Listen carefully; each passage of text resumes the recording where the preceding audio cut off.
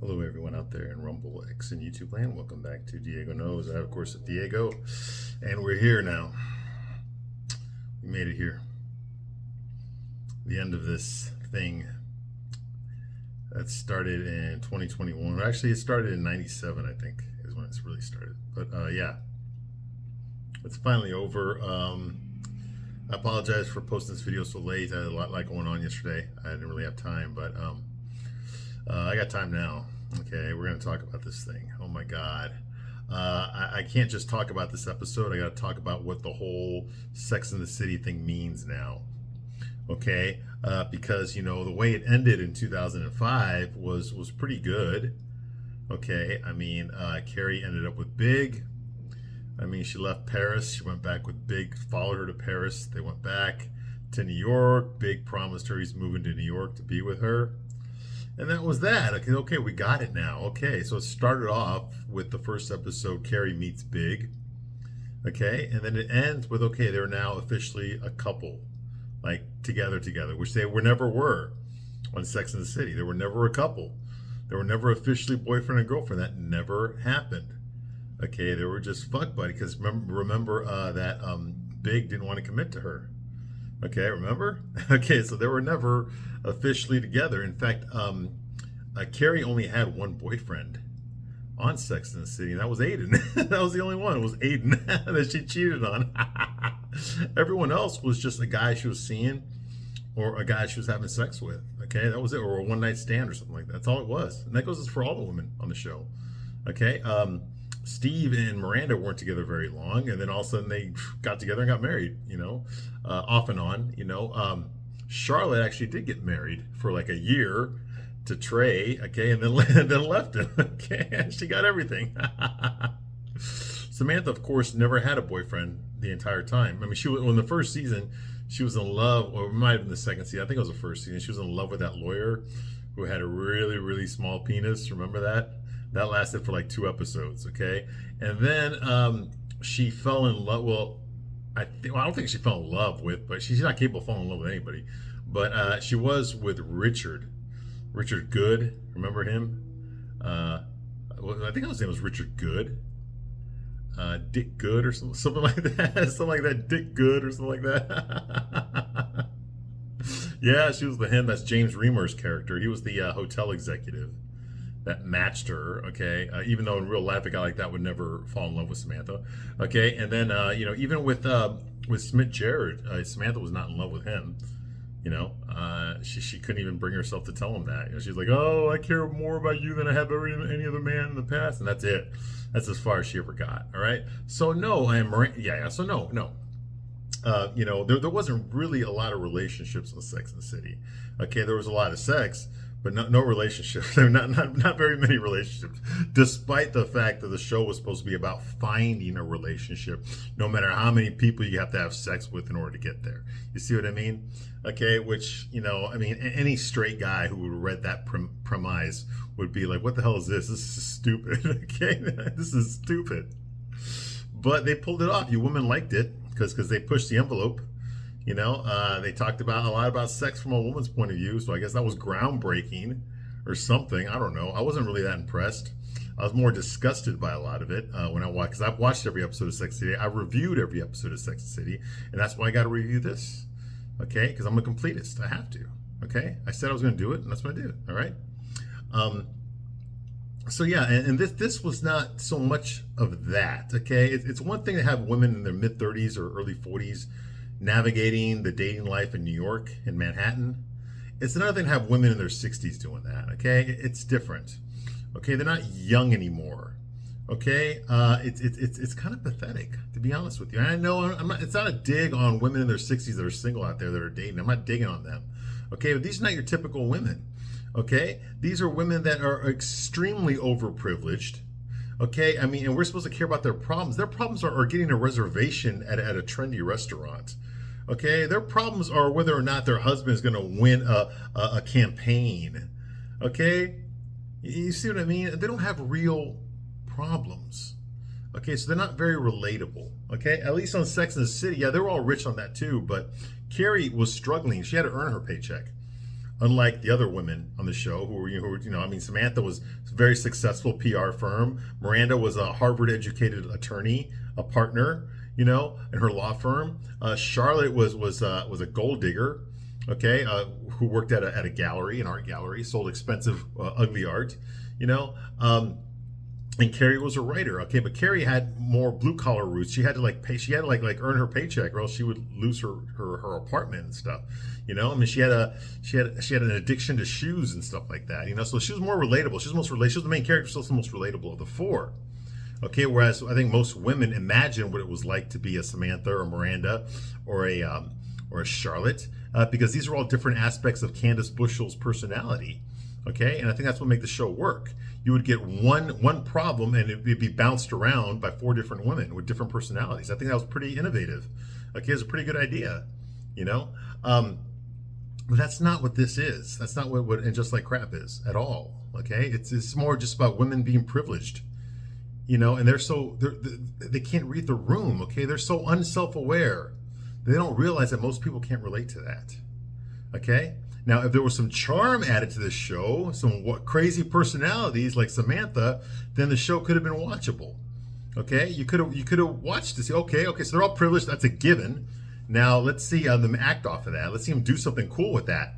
What's their story arc going to be? What's the progression going to be? Okay, what's going to happen to these characters? How are their lives going to move forward? Nobody's life moved forward.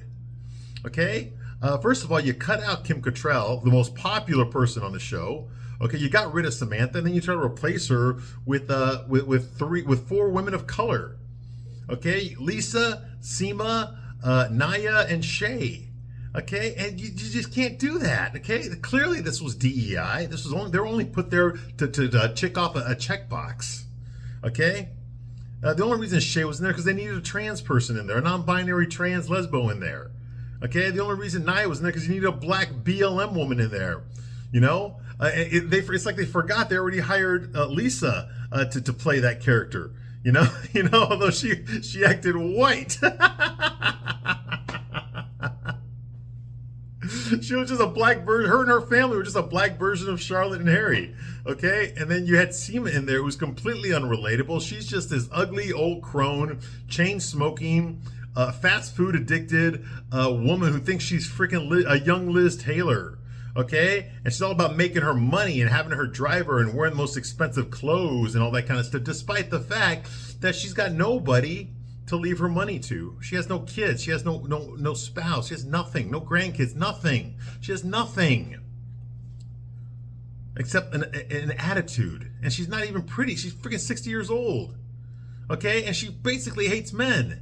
No man is good enough for her. And she has no problem telling every man that tries to get to know her that. You see what I mean? I mean, this is like what's likable. There's nothing likable about her. You got all these scenarios that were put in here, all these red herrings.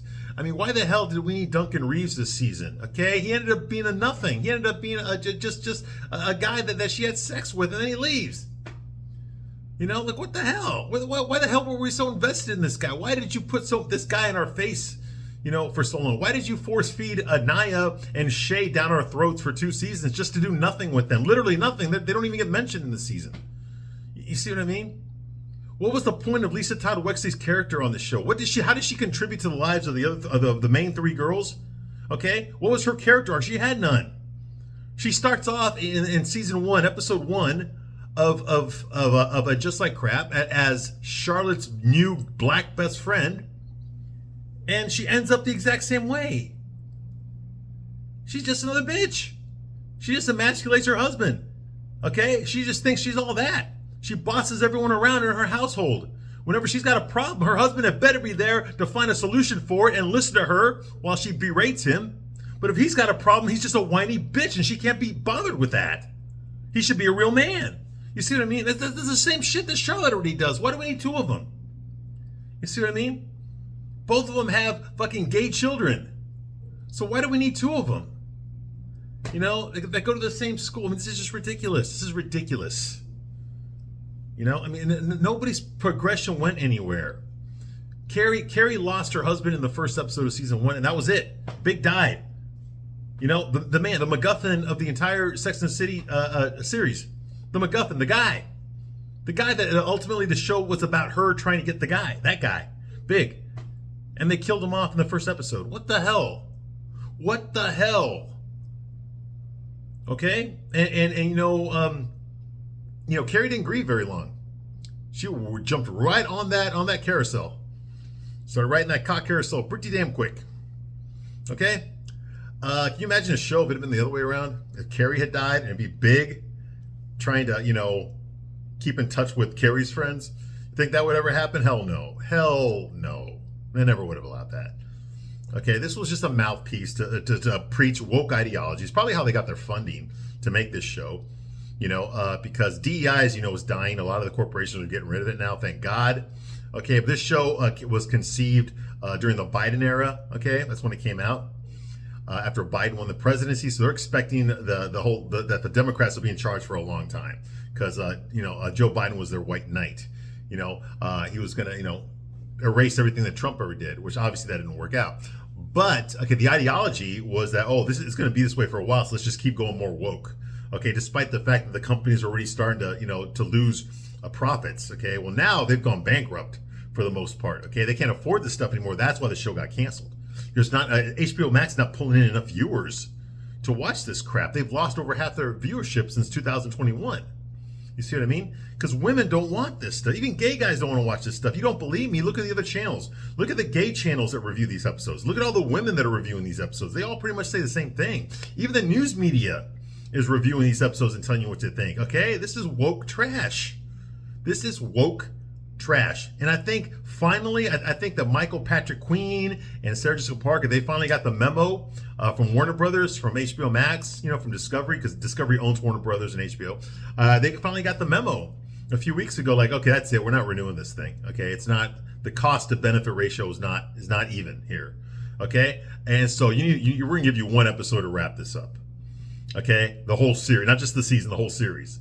Okay, so clearly this episode was put together pretty quick. This episode and last week's episode were put together pretty quickly.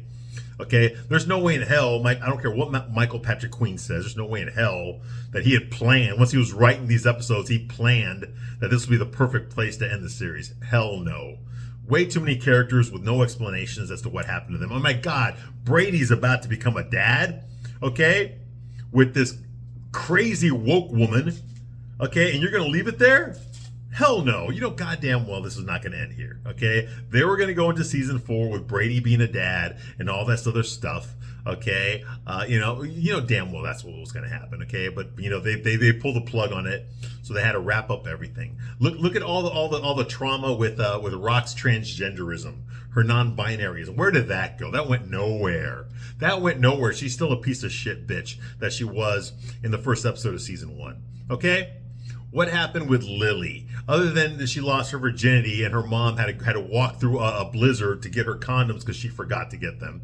Okay, because she threatened her mom she would have sex without condoms if her mom didn't go into a blizzard and buy some for her. Okay, what happened with that? What happened to her gay boyfriend that dumped her for a guy? What happened with where's the fallout from that? Nothing. Then why the hell did we even get this character? Why did we even see him in here? Were they just trying to make fun of me? Because that's what I heard. Someone that works at HBO told me this. Okay, that someone out there watched one of my videos and they decided to troll me and name a character after me. Okay, a gay guy, of course. Okay, get the hell out of here. I mean, I'm flattered that they thought about me, but I mean, this is ridiculous. Not the truth is, I don't know if this is true or not. It's just what I heard. I only heard it from one person, so it's probably not true. But this is what I heard. Okay, because I do have I used to be an actor. I do have contacts in the industry. Okay, this is what they told me. Okay, so but I don't know. I don't know for sure, all right? But anyway, it's just ridiculous. And all these plot holes, all these characters were introduced for nothing to happen for them. Nothing. Why the hell did we get Marion? What the fuck did he do this whole season? Other than Lisa was lusting on him. Okay, like she's gonna have an affair. She even talked to Charlotte about how she was thinking about having an affair with this guy that she works with. And what came of that? Nothing! Nothing came of that. Why were they teasing Michelle Obama this whole season? Michelle Obama might get involved in my documentary. Oh, and for what? We never even see Michelle Obama. So what the fuck were you talking about her for? You see what I mean? All these, like nothing happened. Okay, so Harry got prostate cancer. That was a little bit of drama there, but then he gets a surgery and now he's fine. So what the fuck? Why did we go through all this? For what? For what? He's fine. He's having sex again now. So what the hell did we go through all that for? Look, what was the point of Miranda? Miranda dumped her husband for a transgender thing. Okay, and what happened? Okay. Steve yelled at her once in season 2, and then he immediately forgives her, and they're best buddies now. They're hanging out now. They're bros. There's no resentment here. Hell, even Brady's not mad at his mother for breaking up his parents, for breaking up their marriage. Okay? For forcing dad to go live somewhere else and mom to live somewhere else now. Okay? He's not even mad at her for that. You know? What the hell? He's more mad at his dad for yelling at him for knocking up a girl. I mean, what the hell? You see what I mean? This is all pointless. This all served no purpose. You had Billy D. Williams in there last season for one episode, and what, you killed him off screen in this season. Billy D. Williams. I mean, what the hell? What were all these guys that Carrie was having sex? Remember she was having sex with her producer from the podcast? Remember that guy? He lasted a couple episodes. Then she got rid of him. Then she slept with that other guy that he had like some sort of an accident or something on a bike. Remember that guy? Yeah, you don't remember him either, do you? Okay, yeah. She had sex with him. That went nowhere. Okay, because his business partner was like a jealous wife. Remember that guy? Yeah, you forgot about that guy. Remember the college mathematician professor that she dated? That he asked her, "Can I please kiss you? Please? My wife died of cancer." You know, remember that? Remember they're both throwing up all over each other on the sidewalk? Okay, what came of that? Nothing. That guy never even showed up again. And then my favorite character was the guy this season, the guy that opened up his door naked except for a pair of socks, and he had the butcher, he had the cleaver in his hand. He's like, "If you ever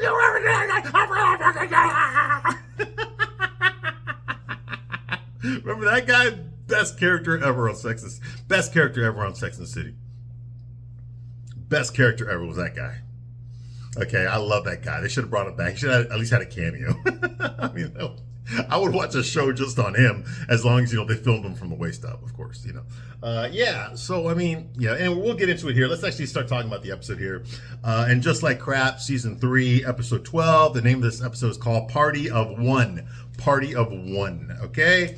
Yes, because they're going to glamorize the fact that Carrie's going to end up old and alone, until she dies.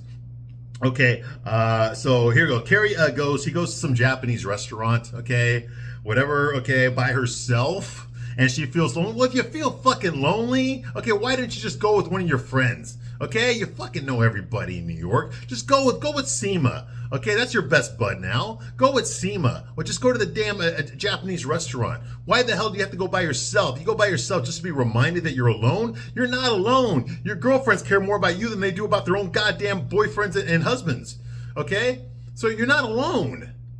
Okay? You could even go with Anthony. I mean, what the fuck? This is ridiculous. And she feels alone. She only feels alone because she went by herself. She could have gone with any of her friends if she wanted to. All right?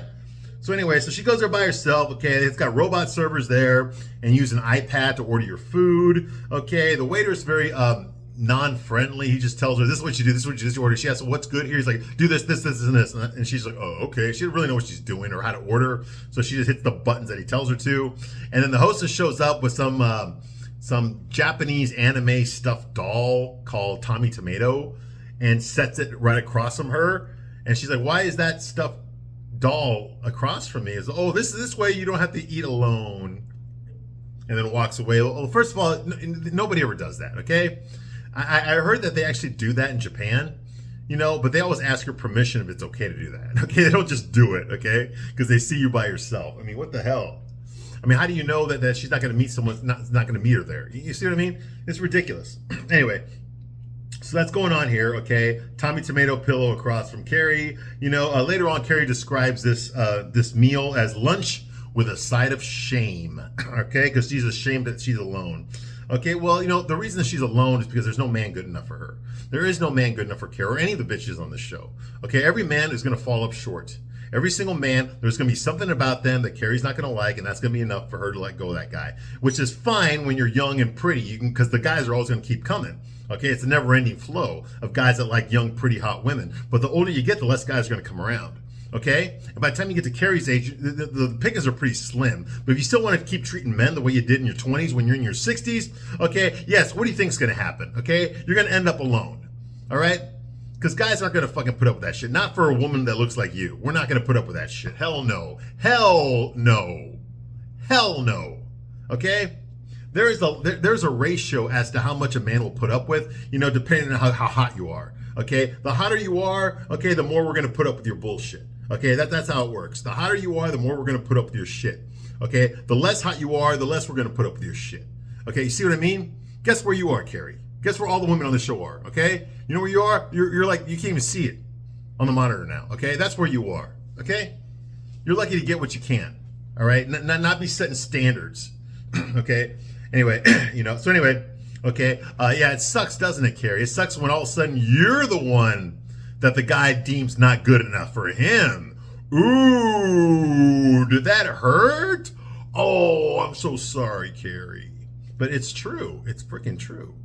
Okay?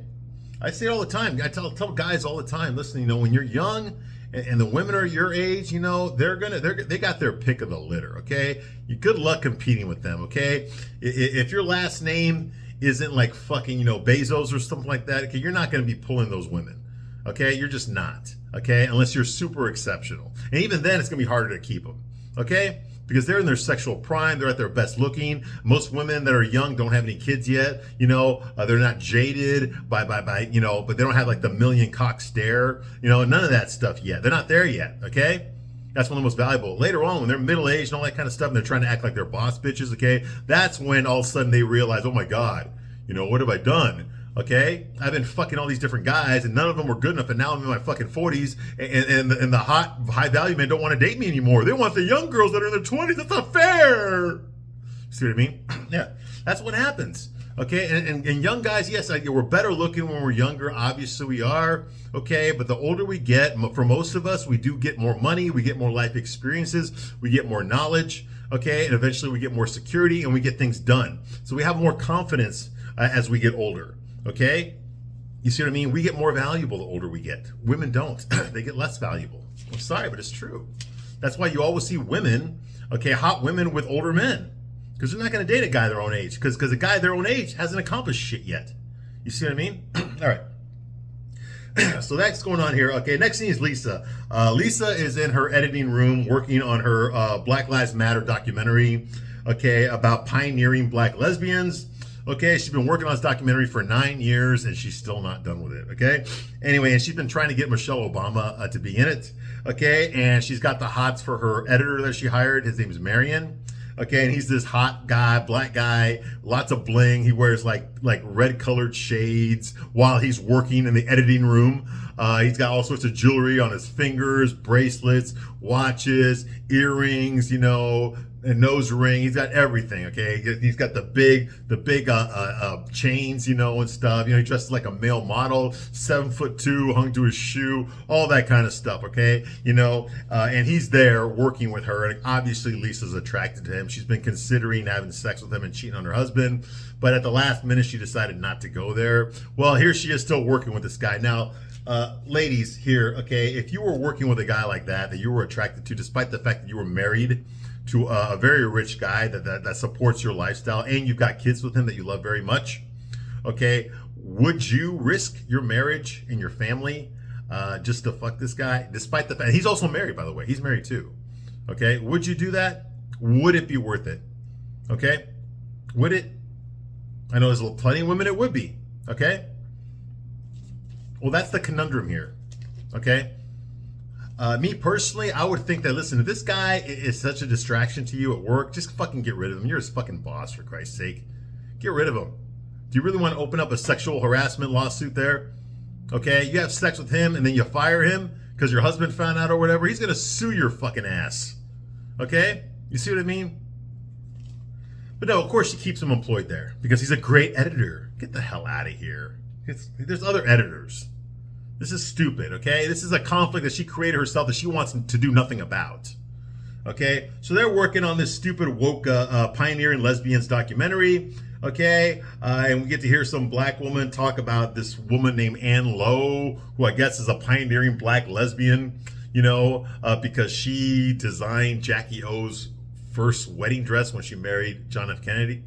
Who gives a shit? Okay, this is all the fucking Ivy League crap that they teach the writers of this show. And so of course they just got out of their woke university. They got to put the woke shit in the TV show.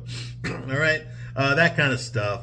All right, And of course, at this moment, Marion keeps telling Lisa how great she is. All the adjectives come out. I knew it was going to happen again. Oh, you are so great. You're so fabulous. You're so spectacular. You're so creative. You're so smart. You're so successful. You're so independent. Your cock is bigger than mine. You're more charming than me. You're better looking than me. Your partners are better than me. This just goes on for a while. This happens every episode, by the way, to every character, every female character. All right. Okay. So that's going on here. And also Lisa gets a call on her phone telling her that Michelle Obama, is going to watch the documentary that she made, all 9 chapters. Okay. And if she likes it, she might narrate it. And so, of course, they're all happy and excited now. And we don't get Michelle Obama in this episode. We just hear about her. And they start jumping up for joy, hugging each other and all that stuff. And, of course, there's the sexual tension right there. Okay? And I'm thinking to myself, then, what the fuck was all this Big Mike buildup for? Why the fuck did they keep teasing this Big Mike just so she won't show up? What was the point of all this? I know they worship Michelle Obama. I get that. They're all liberals. They worship the ground she walks on, okay? But why would you name drop her on this show if she ain't actually going to show up? You know who did show up on Sex and the City? Donald fucking Trump showed up. He showed up on Sex and the City. Okay? But you couldn't get Michelle Obama to show up for this thing. You know why? Because Michelle Obama's podcast, right? Did you know she had a podcast? Of course she doesn't. Because you're not listening to it. Okay? Believe it or not, this show actually has more viewers than Michelle Obama's podcast has listeners.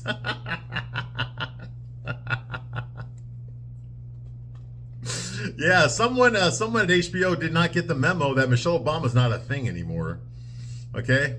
Anyway, so that's going on here. Okay, they built all that Michelle Obama stuff for nothing.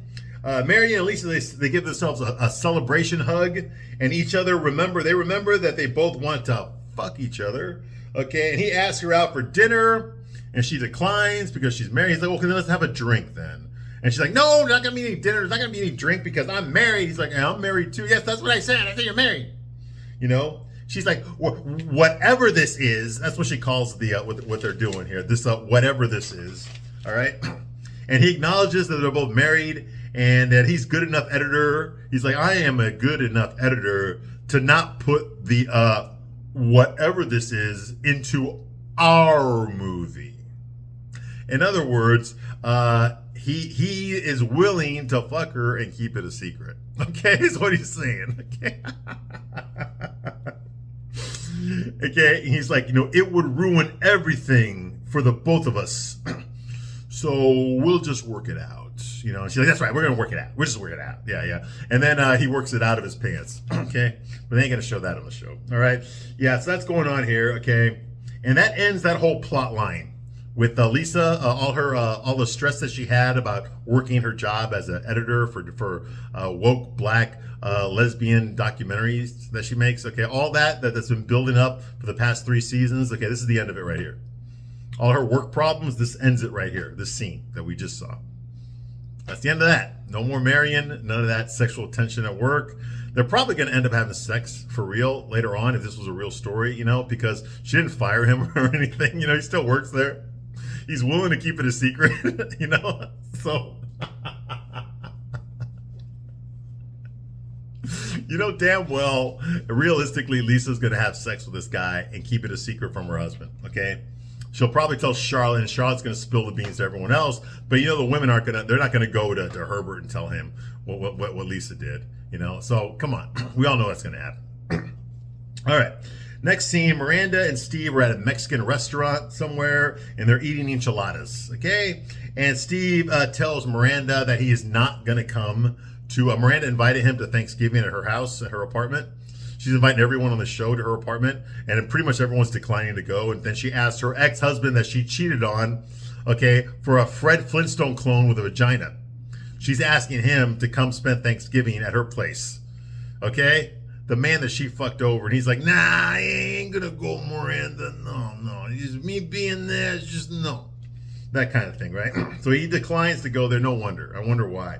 Okay, and she tells him that he asks her, what's this girl like? Because you went to go meet Mia. What is she like, huh? And he tells her, because she went to her job. She's like a shampoo girl at a salon, pretending to be a regular customer. Okay, and she went to go spy on this one to find out who this girl is that her son got pregnant. Okay, and she tells Steve that Mia is a vengeful idiot who told Brady that she violated her aura. Okay, so of course Miranda takes it all personally. Okay, anyway, Miranda says Brady told her I was bipolar. Okay, so here's Miranda going someplace that's none of her goddamn business, trying to meet this woman that her son did not want her to meet, trying to sneak around, pretend to be someone else so she can meet this girl who potentially has her grandchild in her stomach, lies to this girl about it, and then she goes behind her son's back and invites this girl to their Thanksgiving dinner without telling her son that she did it. Okay? And now she's upset that Brady told her that she's bipolar. That's what pisses her off. Okay? Not the other shit that she did. Okay? Not the cheating on her husband and breaking up the family. That doesn't piss her off. Okay? No, it's what she did. It's the fact that this girl called her bipolar. That's what pisses off Miranda. Okay, none of the shit that she does pisses her off. She's not pissed at herself. She feels no guilt, no shame for any of the decisions that she's made throughout the entire fucking 3 seasons, or even, I would even say Sex and the City. Okay, none of these women apologize for shit because they never do anything wrong. You see what I mean? They're never wrong. They're always right. It's the men that are wrong. It's the men that have to apologize. The women don't apologize on this show because they don't do anything wrong. You see what I mean? They're just reacting to the bad stuff the men do. And we get some of that later on this episode. Lisa goes on a fucking little tirade about this as well. Okay, so I'm not making this up. This isn't just me seeing things because I'm a man. No, they even talk about it later on in this episode. But we'll get there. Okay, so that's going on here. Okay, Steve apologizes for losing his temper in front of Brady because when Brady mentioned that he knocked up a girl, Steve went off on him the way a father should. But it's a little bit too late now because the baby's coming. Okay, it's too late to delete the baby. So Mia's gonna be a single mom, and Brady's gonna have to be paying child support and all that kind of stuff. And she says she wants Brady to have nothing to do with the kid. So this is all crazy. Anyway, so yeah. But Steve is guilty that he yelled at his son in front of Miranda as bad as he did for knocking up a girl, for fucking up his life.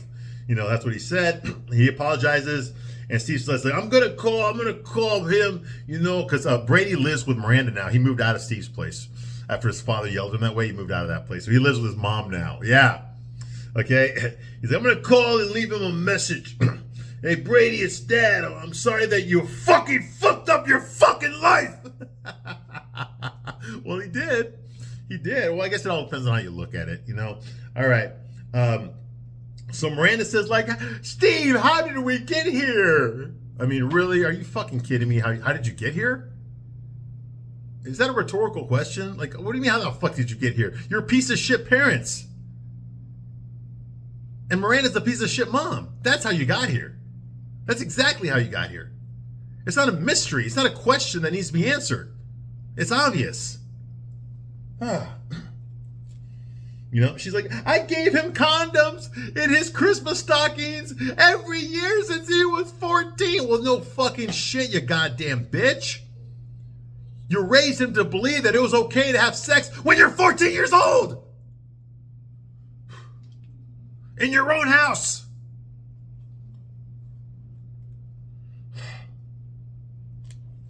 I mean, what the fuck kind of parenting is that? And she's like, I even showed him how to put it on. I used a banana. I'm sure you've used plenty of bananas, you dumb bitch. And she's like, well, he'll figure it out. We'll figure it out. No way is our grandkid not gonna know us. God. Don't repopulate the world. Miranda says that she's not ready to be a grandma. You're damn right. You'll never be ready. And Steve says, like, well, this is Mia girl. Is she pretty? And Miranda's like, why would you ask me something like that? You see what I mean? Like, that's offensive. Okay? And guess what? That's the end. That's the end. That's the end of Miranda and Steve. Ever since Sex and the City. When they first met each other, when he was bartending and she went in there with her attitude and all that. You know, and he taught her how to use the word please when barking orders. Remember that? Yeah, this is the end of it right here. They're just a couple of bros sharing some enchiladas and talking about how their kid is all fucked up. Okay? And how they're going to be grandparents and like they don't like it and all that stuff. And how bad parents they are. But not understanding why their son turned out to be such a fuck up. Yeah. That ends the story of Miranda and Steve. Steve, who didn't really show up very much. He only showed up twice in this season. You know, Steve to me was really the only guy on this show that actually acted like a man. He's the only one, and that's pretty sad. I know you know that the focus was on the women, but if you're gonna put men in the show who are supposed to be straight, not gay guys, but supposed to be straight, then you really need to have realistically straight men on this show, and there's none of that here, with the exception of Steve.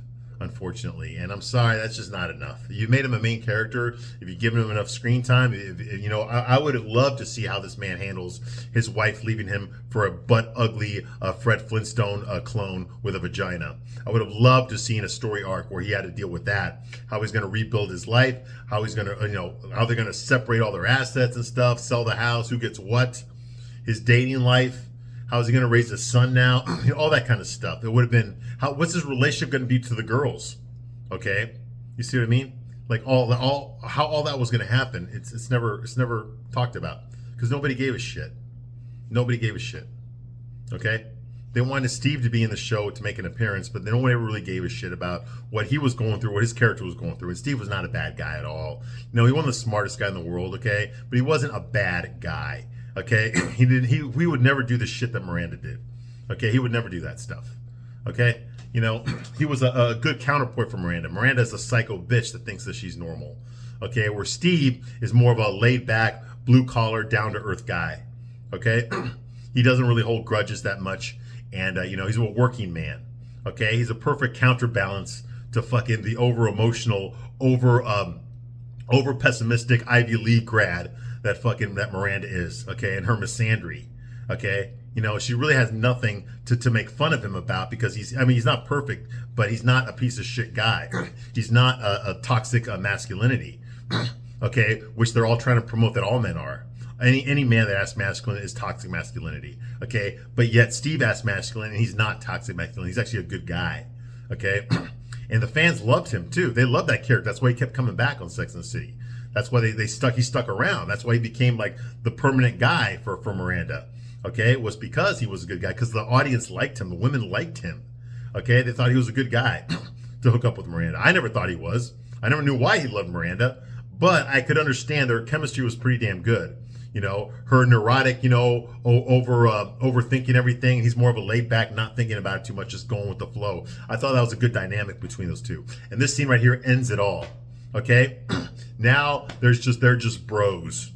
Okay, like what the fuck, dude? This is ridiculous. Okay, this is ridiculous. You know, I can understand them not hating each other anymore. Maybe the water it's all water in the dam. What she did to him is all, you know, it's all water over the bridge now. Okay, doesn't matter anymore. Okay, but for them to represent him this way, as he's just okay with everything, his whole life got turned upside down. Okay, and we don't even get to see him struggle through any of that. We saw a little bit of it in season 1, but that's it. We never got any follow-up on that. You see what I mean? He just went ahead, opened up a new restaurant in Coney Island, and he's cool with Miranda now. They're bros. You know, like what the fuck is this shit? This is ridiculous, all right? No, nothing good about that. All right, I'm gonna stop my review right here, but I'll be back soon to continue my review of the season finale, the series finale of It Just Like Crap. I thank you very much for watching this long. I will see you soon on the next one. Bye.